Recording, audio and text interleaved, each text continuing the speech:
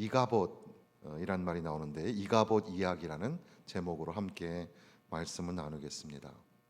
사무엘서는 이제 사사기의 어두운 시간을 지나서 희망과 소망이 보여지는 그런 역사의 새로운 서막이 이루어지는 그런 시대를 여는 말씀입니다. 그런데 아주 독특한 것은 사무엘서의 시작이 여인들의 아이를 낳는 장면으로부터 시작된다는 사실입니다. 그리고 이 한나라는 여인이 사무엘을 낳는 과정과 또 여기 지금 우리가 읽은 비느하스라는 여인이 아이를 낳다가 죽는 장면이 극적으로 대조가 되고 있다는 사실입니다. 그래서 사실은 사장의 이 절망의 이야기가 이렇게 기록이 되어 있는데 그 앞서 한나의 이야기가 우리가 잘 알고 있는 한나의 이야기가 앞서 나오는 것은 앞으로 펼쳐질 절망의 인생 속에서 그런 역사 속에서 먼저 하나님이 제시하시는 것은 한나를 통해서 태어나는 사무엘이 이제 그 이스라엘 역사의 소망이 된다는 것을 가르쳐 주시는, 그래서 그 사무엘의 이야기와 이 이가봇의 이야기가 중첩이 되면서 앞으로 역사를 우리가 어떻게 보아야 할 것인가, 다윗이냐 사울이냐 이것처럼 사무엘이냐 이가봇이냐, 이렇게 우리가 역사를 어떻게 선택하고 살아가야 할 것인가를 보여주는 아주 독특한 이야기가 이제 이 전면에 전반부에 시작이 된다는 사실입니다. 사실은 이 홈니와 비느하스, 그러니까 엘리 제사장의 아들들이죠. 이 사람들은 2장에 보면 행실이 나빠서 하나님을 알지 못했다 했습니다. 제사장들인데 하나님을 알지 못한다?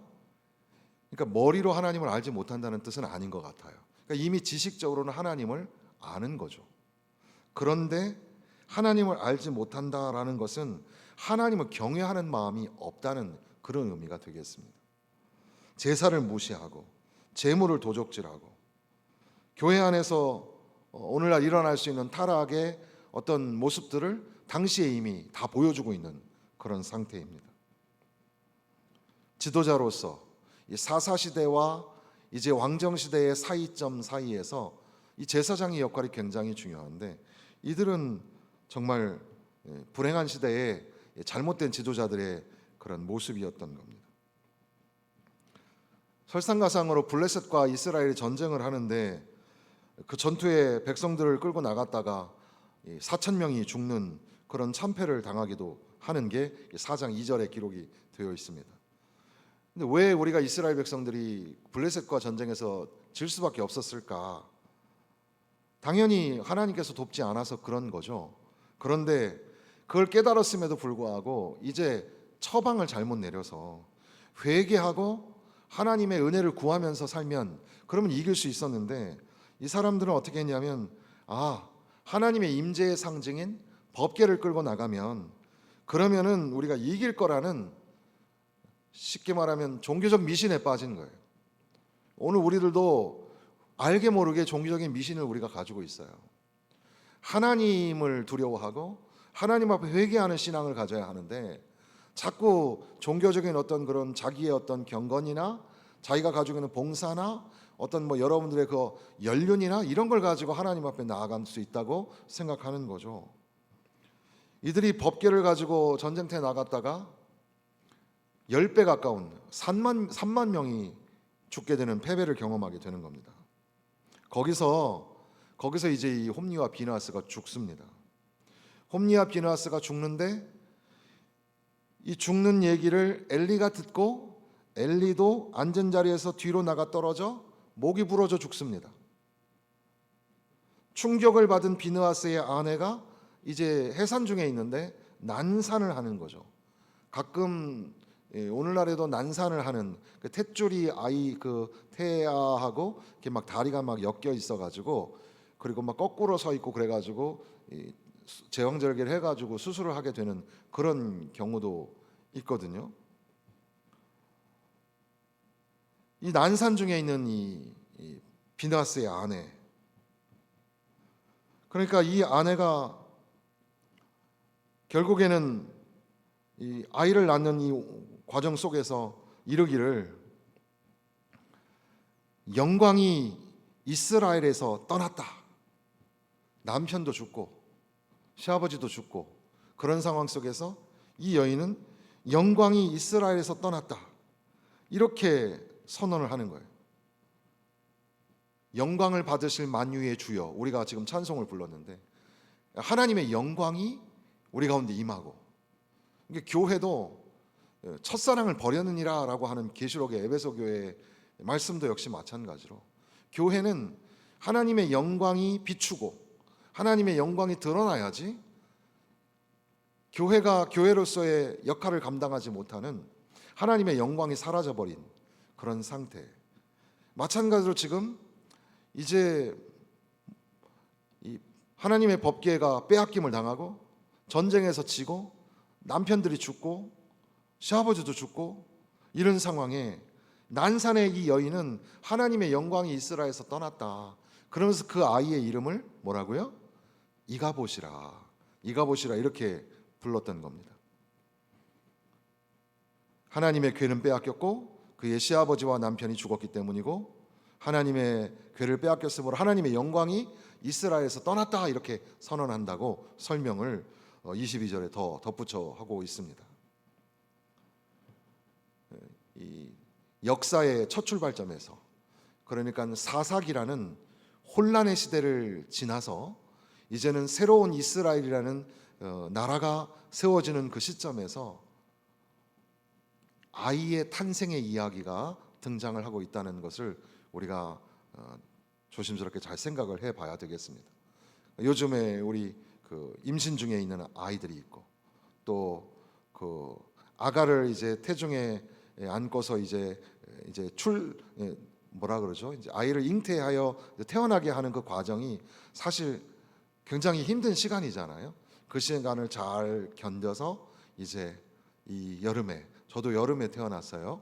그래서 제가 제 생일이 언제인 줄 아시고 또 미역국까지 끓여주셔서 아유 잘 먹었습니다. 우리 봉사부장 권사님께서 또 미역국도 해주시고 또 이렇게 여러분도 뭐 때문에 미역국 먹었는지 잘 모르죠? 저는 알고 있었어요. 여름에 저희 큰애도 8월 달에 태어났는데 8월에 또 이제 아이가 우리 교회 또 아이가 또 태어나게 될 거고, 그런 이제 태어나는 아가들 우리 교회에 유모차가 많이 다니는 게 너무 감사하고 너무 신나는 일입니다.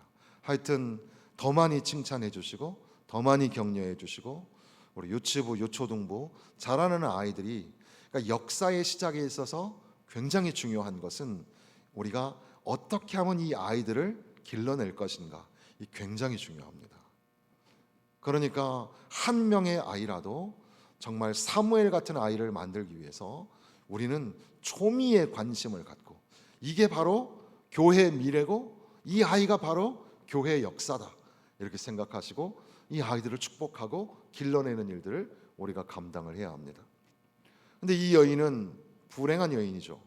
이가봇 이야기라는 것은 결국은 절망의 이야기란 뜻이고 슬픔의 이야기란 뜻입니다.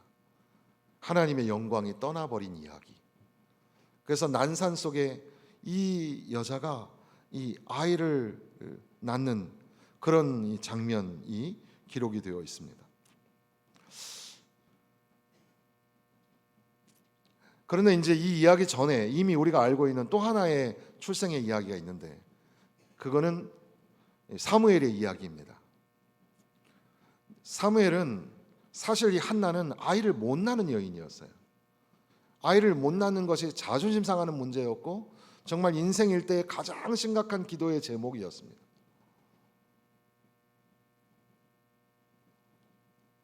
여인으로서 자존심을 상하면서, 그리고 제사장마저도 몰라주면서 너 술을 좀 자제해라, 그런 이 치욕스러운 이야기까지 들으면서 하나님 앞에 매달려서 기도하던 여인이 아이를 갖게 됩니다. 그 아이의 이름이 사무엘입니다. 그러니까 사무엘의 탄생은 우리가 이제 그 내용은 많이 알기 때문에 좀 압축을 해서 생략을 해서 말씀드리는데, 사무엘의 탄생은 한나의 기도가 있었다는 사실이죠. 기도하는 어머니를 통해서 이 아이가 태어나게 되었다라는 겁니다. 그러니까 우리 이제 아이를 이제 출산을 해야 되는 그 우리 젊은 이제 엄마들이 있는데, 이 엄마들에게 우리가 기도 많이 해라. 기도하고 아이를 잘 낳자.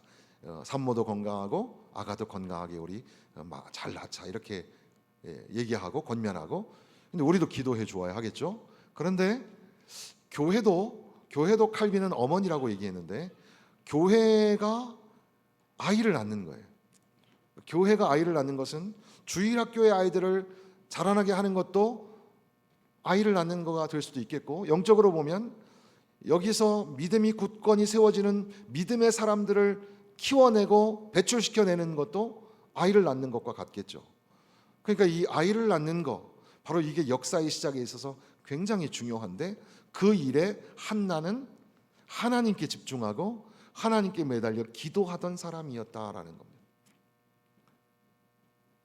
절망이 있었던 한나는 오히려 희망의 불씨를 만들어내는, 이제 이 사무엘을 통해서 다윗이라는 위대한 왕이 나타나게 되는, 세례 요한이 예수님의 앞길을 예비하듯이 사무엘을 통하여 다윗이라는 정말 이스라엘의 최고의 지도자가 탄생하게 되는 그런 역할이 사무엘에게 주어지게 되었다라는 겁니다.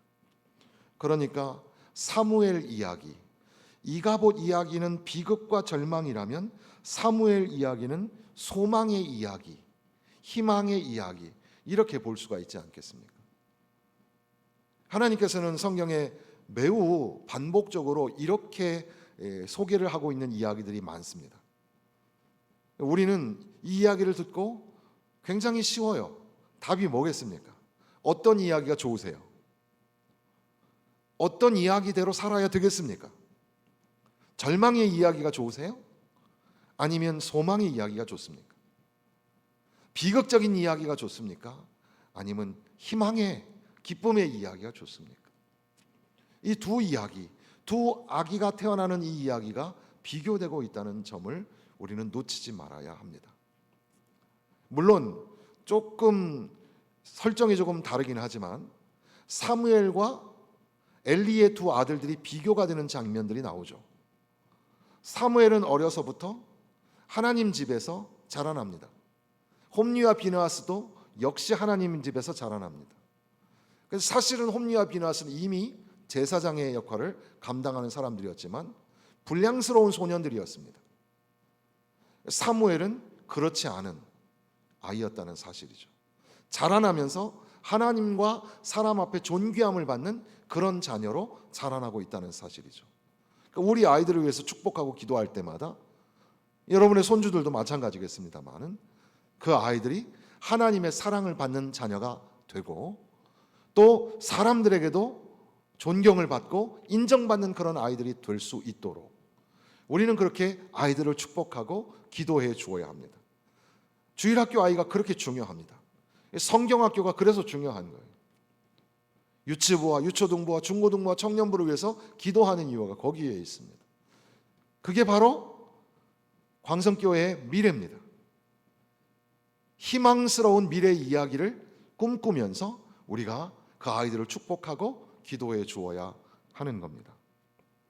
심지어 하나님을 경외하지 않고 제사를 엉망으로 드리고 제사를 드리는 신성한 장소에서 잘못된 일을, 악한 일을 저지르는 홈리와 비느하스에 비해서 사무엘은 항상 엘리 제사장의 말을 듣고 자기 집에서 나와서 이 삼손처럼 나신인으로 이렇게 사무엘은 살아가고 있었던 겁니다. 그러는 와중에 우리가 잘 알고 있는 아주 독특한 이야기가 하나 있습니다. 그게 뭐죠? 하나님이 사무엘을 부르시는 장면입니다. 우리는 주일날 모세를 부르시는 하나님을 생각해 보았습니다. 모세야, 모세야. 어떻게 대답했어요? 내가 여기 있나이다. 하나님 부르시는 하나님이죠. 근데 사무엘에게도 그런 일이 일어나게 되는 겁니다. 어린 사무엘인데, 그러니까 나이가 많이 들었던 80세의 노인도 하나님이 부르시고 어린 아이, 유치부 아이 같은 이 아이, 그 아이도 하나님이 부르시는 거예요. 사무엘아, 사무엘아. 부르시는 하나님. 그래서 어떤 학자는 말하기를 하나님의 부르심, 이 하나님의 부르심을 우리가 경험하게 될 때 소위 이제 히브리어에는 카존이라는 말이 있어요. 카존.